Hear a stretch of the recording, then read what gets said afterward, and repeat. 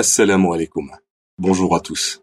Aujourd'hui, je me permets de publier une vidéo sur un sujet qui concerne toute la communauté musulmane. Ce sujet concerne les boissons de la marque Coca-Cola Company. Alors je parle bien évidemment de Coca-Cola, Fanta, Sprite et toutes les autres boissons de la compagnie. Disons-le sans détour, dans le Coca, il y a de l'alcool. Et ce n'est pas une information étendue par un frère qui l'a entendu par un frère, qui l'a entendu d'un cher, qui lui-même la tient d'un autre cher, ami d'un scientifique qui travaille dans une société en étroite collaboration avec la firme Coca-Cola.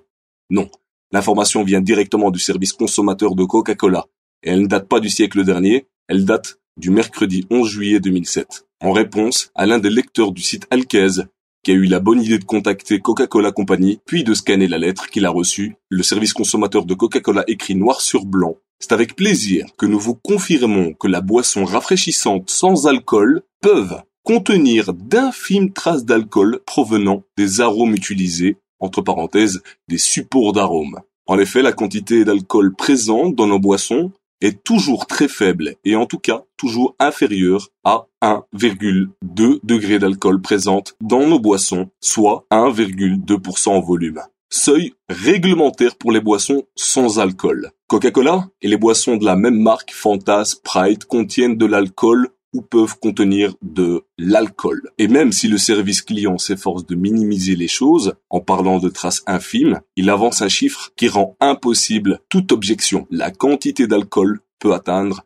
1,2% en volume. Autrement dit, une bouteille de Coca-Cola de 1,5 litre peut contenir jusqu'à 1,8 centilitres d'alcool. Vous imaginez? Et on sait très bien qu'il y en a qui sont accros au Coca-Cola. Ce chiffre va leur donner des idées de tout l'alcool qu'ils ont pu avaler. Alors si on fait la conversion entre la quantité d'un pack de bière, on a en effet vite fait de remplir des canettes de bière de 1,8 centilitres d'alcool. Alors plus sérieusement, ce qui m'a poussé à enregistrer cette vidéo, c'est le comportement de certains soi-disant musulmans. Il suffit d'ouvrir les yeux, d'aller dans les commerces et de voir si les musulmans vendent effectivement cette boisson.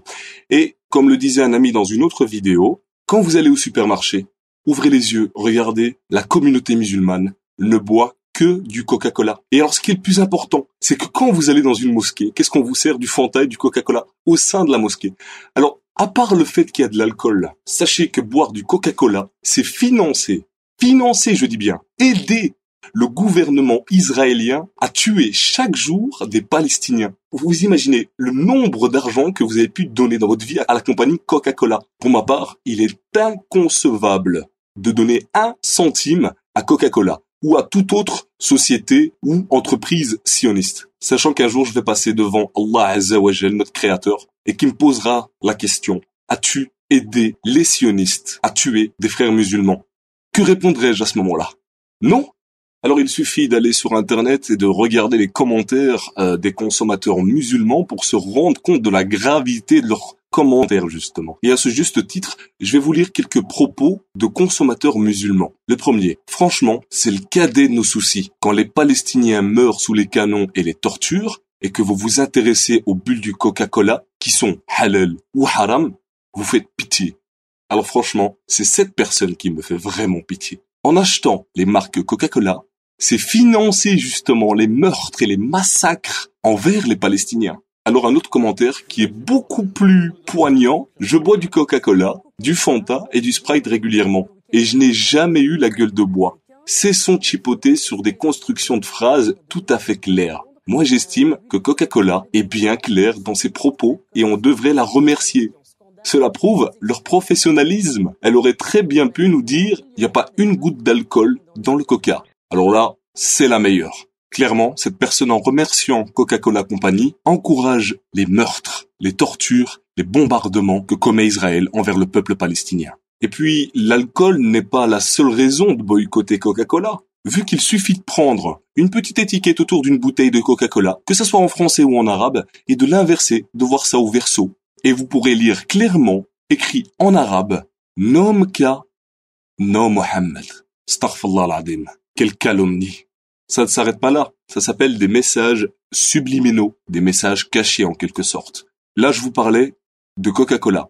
Vous pouvez prendre aussi Fanta, Sprite, et vous verrez clairement Shaitan, Satan, en train de tenir le monde entre ses mains, ou d'autres images où on voit la terre en feu. Des images comme ça, il en existe plein, et pas uniquement dans les marques Coca-Cola.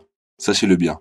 Et pour vous prouver que certains dirigeants de mosquées n'ont aucun scrupule, la mosquée de Paris certifie que Coca-Cola est halal.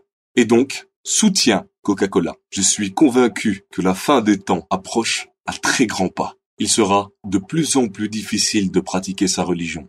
Le prophète Mohammed sallallahu alayhi wa sallam dit en ce sens que viendra un temps où la condition de celui qui voudra rester ferme sur sa religion sera comparable à celle d'un homme qui tient une braise dans la paume de sa main. Rapporté par Tirmidhi. À la fin des temps, il y aura des dévots ignorants et des connaisseurs pervers.